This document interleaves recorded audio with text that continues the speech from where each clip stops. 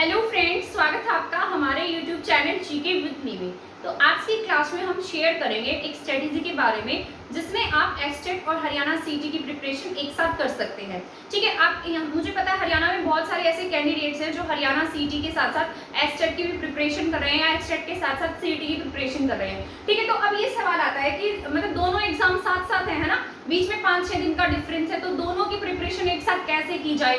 तो ये अब मैंने यहाँ पर स्ट्रेटेजी लिख दी है कि जो आपका एग्जाम होगा ना, ये एस्टेट टीजीटी और पीजीटी लेवल के लिए मैंने यहाँ पर सब्जेक्ट लिखा है, क्योंकि ये जो है आपका मतलब जो ये आपका पैटर्न रहेगा वो सीटी के पॉइंट ऑफ व्यू से भी जरूरी है और एस्टेट के पॉइंट ऑफ व्यू से भी जरूरी है। ठीक है, पहले तो मैं आपको यहाँ बता देती हूँ कि एस्टेट में क्या क्या सिलेबस आता है, क्योंकि हरियाणा सीटी का तो आप सभी को पता है, क्योंकि बहुत टाइम से बच्चे उसके लिए तैयारी भी कर रहे हैं, है ना। तो मैंने सबसे पहले लिखा है चाइल्ड पेडागोजी, मतलब जो बिगिनर्स हैं, जिनको पता नहीं है कि मतलब जो पहली बार एस्टेट का एग्जाम देने जा रहे हैं, ऐसे बहुत सारे स्टूडेंट्स होंगे, पर जिन्होंने पहले एग्जाम दिया उनको तो इसके बारे में पता होगा। तो सबसे पहले मैंने लिखा है चाइल्ड पेडागोजी। तो आप चाइल्ड पेडागोजी जो है ना, वो एग्जाम में 30 मार्क्स की आती है। ठीक है, एस्टेट में कितने मार्क्स की आएगी? 30 मार्क्स की, और यहाँ पर कोई भी नेगेटिव मार्किंग नहीं होती। एस्टेट में कोई भी नेगेटिव मार्किंग नहीं है, और ये जो आपकी कट ऑफ जाती है ऑल ओवर जाती है, सब्जेक्ट के अकॉर्डिंग नहीं जाती है। ठीक है, मतलब कभी आप सोचे कि क्या मैथ्स जो हमारा मतलब जो भी सब्जेक्ट होगा उसमें हमें पास होना जरूरी है या नहीं है, तो आपको ऑल ओवर मार्क्स मिलाकर 90 मार्क्स लाने जरूरी होते हैं। ठीक है, कितने? 90 मार्क्स वाला 150 का पेपर होता है आपका, और उसमें से 90 मार्क्स वाला क्या हो जाता है? पास होता है। ठीक है, तो आपको 90 मार्क्स इसमें गेन करने पड़ते हैं। सबसे पहले 30 नंबर की क्या आती है? चाइल्ड पेडागोजी आती है, जो आप बीएड में पढ़ते हैं। मतलब इसमें ये सब आता है कि बच्चों को किस तरीके से पढ़ाया जाता है, या फिर थ्योरीज के बारे में पूछता है, बच्चों के बारे में पूछता है, तो ये सब किस में काउंट होता है? चाइल्ड पेडागोजी में काउंट होता है। और ऐसी कुछ थ्योरीज है जो हर बार एग्जाम में पूछी गई है, उसके ऊपर मैं कंप्लीट डिटेल से वीडियो बना दूंगी, जिस तरीके से आपके यहाँ पर सिगमंड फ्रॉइड हुए थे, है ना, और मतलब जिस तरीके से कौन सी एज है, जैसे प्री कन्वेंशनल एज कौन सी है, कन्वेंशनल एज कौन सी है। तो इस तरीके से मतलब बहुत सारे ऐसे जो साइकोलॉजिस्ट हुए हैं जिन्होंने बच्चों के ऊपर काम किया है, जैसे कंडीशनिंग हो गई, है ना, क्रिया प्रसूत नियम हो गया। तो अलग अलग से यहाँ पर क्या होते हैं हमारे यहाँ पर थ्योरीज होती है जिसको हमें लर्न करना होता है। तो वो सब किस में आती है? चाइल्ड पेडागोजी में आती है। तो चाइल्ड पेडागोजी कितने मार्क्स की आती है इस एग्जाम में? 30 मार्क्स की आती है। ठीक है, वैसे तो मैं आपको सजेस्ट करूंगी कि जिससे भी चाइल्ड पेडागोजी करनी है वो हिमांशी सिंह की क्लासेस देख सकता है। लेट्स लर्न उनके चैनल का नाम है, और वो मतलब मुझे जहां तक लगता है, मतलब मुझे तो वो सबसे बेस्ट लगती है। मैंने वहीं से चाइल्ड पेडागोजी पढ़ी है, तो चाइल्ड पेडागोजी के लिए आप हिमांशी सिंह की क्लासेस देख सकते हैं। ठीक है, और लेट्स लर्न है उनके चैनल का नाम। मुझे तो यूट्यूब पर सबसे बेस्ट, मतलब हर किसी के पढ़ाने का अपना अपना तरीका होता है, हर किसी को कोई भी टीचर अच्छा से लग सकता है, पर जो मुझे अच्छे लगते हैं ना, मैं सिर्फ उनके बारे में बता रही हूँ ताकि आपको हेल्प हो जाए। ठीक है, इसके बाद है हिंदी यहाँ पर 15 मार्क्स की आती है, और इंग्लिश भी यहाँ पर कितने मार्क्स की आती है? 15 मार्क्स की आती है। ठीक है, अब यहाँ पर सवाल आता है कि हमारे सीटी में भी जरूरी है ना, तो सीटी में भी हिंदी आती है, सीटी में भी इंग्लिश आती है ना। तो हमारे यहाँ पर जो बच्चे सीटी की प्रिपरेशन कर रहे हैं वो हिंदी किसके लिए पढ़ेंगे? सीटी के लिए पढ़ेंगे, तो साथ साथ उनकी एचटेट के लिए भी यहाँ पर प्रिपरेशन हो जाएगी। एचटेट में थोड़ा सा मतलब हिंदी को डीपली पूछा जाता है, जिस तरीके से संधि पूछ लेगा, इतना भी मुश्किल नहीं होता, पर कुछ सेंटेंस ऐसे होते हैं जो थोड़े से टफ हो जाते हैं। इसमें जैसे संधि पूछता है, 2-3 क्वेश्चन तो इसमें से संधि के ही आ जाते हैं। ठीक है, किसके आते हैं? संधि के। समास पूछता है, समास तो जरूर पूछता है और संधि भी जरूर पूछता है। ठीक है, और एक सेंटेंस पूछेगा कि बताइए इसमें से ये कौन सा सेंटेंस है, सरल वाक्य है, मिश्रित वाक्य है ना, या फिर ऐसे पूछ लेगा कि बताइए ये वर्तमान वाक्य है, मतलब पास्ट है, प्रेजेंट है, या फिर आगे फ्यूचर है, सांकेतिक फ्यूचर है। तो इस तरीके से पूछता है यहाँ पर हिंदी में। ठीक है, और ये ऐसे भी पूछ लेता है, इसमें पर्यायवाची शब्द भी जरूर पूछे जाते हैं। ठीक है, पर्यायवाची शब्द, पर्यायवाची के साथ साथ जिस तरीके से आपके सेम मीनिंग्स, तो पर्यायवाची हो गई, अपोजिट वर्ड्स भी पूछता है, और ऐसे ऑप्शंस देता है, तो उसमें पूछे जाते हैं। ठीक है, तो हिंदी इस तरीके से पूछी जाती है। आपकी समास जरूर करके जाना चाहिए, आपको संधि जरूर करनी चाहिए, और ये तो हमारे हरियाणा सीटी में भी आएगा, क्योंकि एचएसएससी पूछता था, तो आई थिंक मेरे ख्याल से इसमें भी ऐसी हिंदी आएगी। ठीक है, और पर्यायवाची शब्द ये सब आप पढ़ सकते हैं इसके लिए, तो ये दोनों के लिए क्या हो जाएगी? हमारी हेल्पफुल रहेगी। इसके बाद मैंने लिखा इंग्लिश। इंग्लिश बहुत ही इजी लेवल की पूछी जाती है, बहुत ज़्यादा टफ नहीं होती है इंग्लिश। इंग्लिश में आपके 15 क्वेश्चन होते हैं, तो 15 में से कुछ ही चांसेस होता है कि आपका कोई क्वेश्चन गलत हो जाए। इसमें से जैसे एक क्वेश्चन जरूर आता है, जो जीरेंड वाला क्वेश्चन नहीं होता, जीरेंड है या प्रेजेंट पार्टिसिपल है जिसमें आईएनजी जुड़ता है ना, तो वो वाला क्वेश्चन इसमें जरूर पूछता है। आइटम फ्रेजेस पूछता है, ठीक है, और करेक्ट सेंटेंसेस पूछता है, एरर पूछ लेता है। तो इस तरीके के, या वर्ब पूछ लेगा, ऐसा पूछेगा कि बताइए वर्ब है, एडवर्ब है, मतलब क्या है इनमें से। तो इस तरीके से इंग्लिश में पूछता है। तो इंग्लिश आपकी बहुत ईजी लेवल की आती है।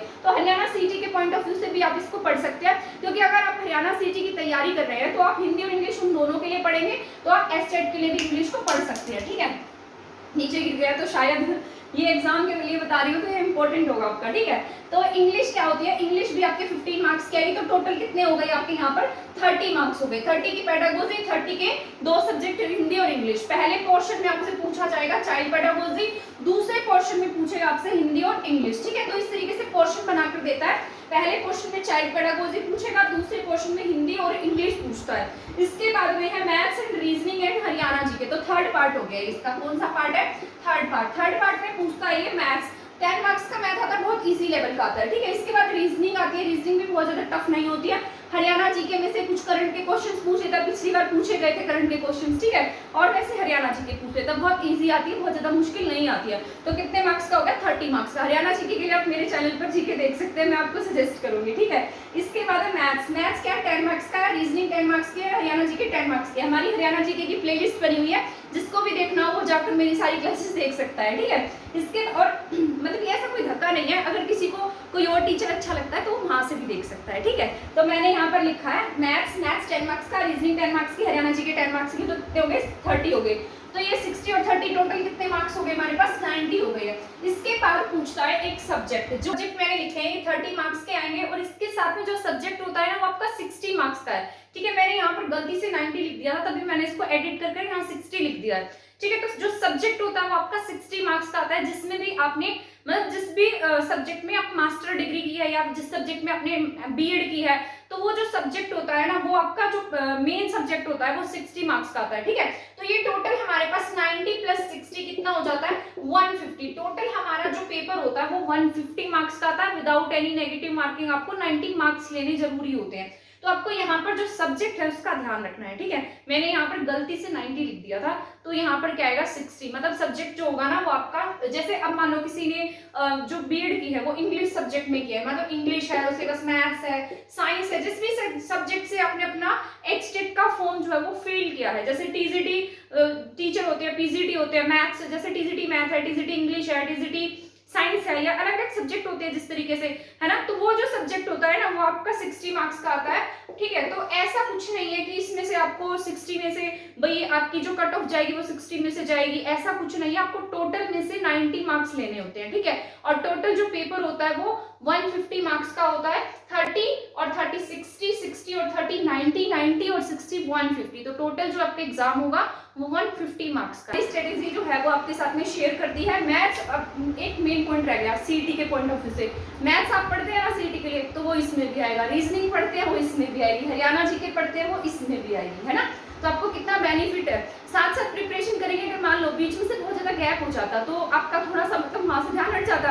अब आप सीटी का एग्जाम भी कराएंगे, सीटी का एग्जाम में आपकी प्रिपरेशन होगी, सीटी का एग्जाम देते ही आपके पास एचटेट का एग्जाम आ जाएगा, तो शायद आपको उसमें बेनिफिट मिल सकता है। बहुत सारे स्टूडेंट ऐसे होंगे जो ऐसा सोचते होंगे कि दोनों एग्जाम एक साथ कैसे दे, पर मेरे ख्याल से आपके लिए बहुत गोल्डन चांस है। ठीक है, क्योंकि आपको इसको अलग से नहीं पढ़ना पड़ेगा, जो आपने सीटी में पढ़ा है वही आपके लिए यहाँ पर बेनिफिशियल होगा। तो आई होप आपको मेरी स्ट्रेटेजी जो है वो पसंद आई होगी। अगर आप में से कोई चाहे तो इसका स्क्रीनशॉट भी ले सकता है, या फिर कोई ऐसा बिगिनर स्टूडेंट है जिसको बिल्कुल भी नहीं पता है कि एचटेट का एग्जाम क्या होता है, क्योंकि स्टार्टिंग में जब हम एग्जाम देते हैं ना तो हमें इतना पता नहीं होता, ना ही हमें कोई गाइड करने वाला होता है, और धीरे धीरे हमें इनके बारे में जब हम एग्जाम देते रहते हैं तो हमें क्या हो जाती है, इसके बारे में नॉलेज हो जाती है। तभी मैंने यहाँ पर ये स्ट्रेटेजी जो है वो शेयर कर दी है। ठीक है, वैसे तो मैं पर इतना, क्योंकि बहुत ज़्यादा ऐसा टाइम नहीं बचता है कि पेडागोजी को अलग से पढ़ाया जाए, या मैंने अपने नोट्स जरूर बना रखे हैं। मैं सोच रही हूँ टेलीग्राम चैनल बनाने की, पर कुछ मतलब ऐसी प्रॉब्लम्स आ रही है, मुझे टेलीग्राम चैनल ही नहीं बन रहा है, क्योंकि मुझे इन सब के बारे में इतनी ज़्यादा नॉलेज नहीं है।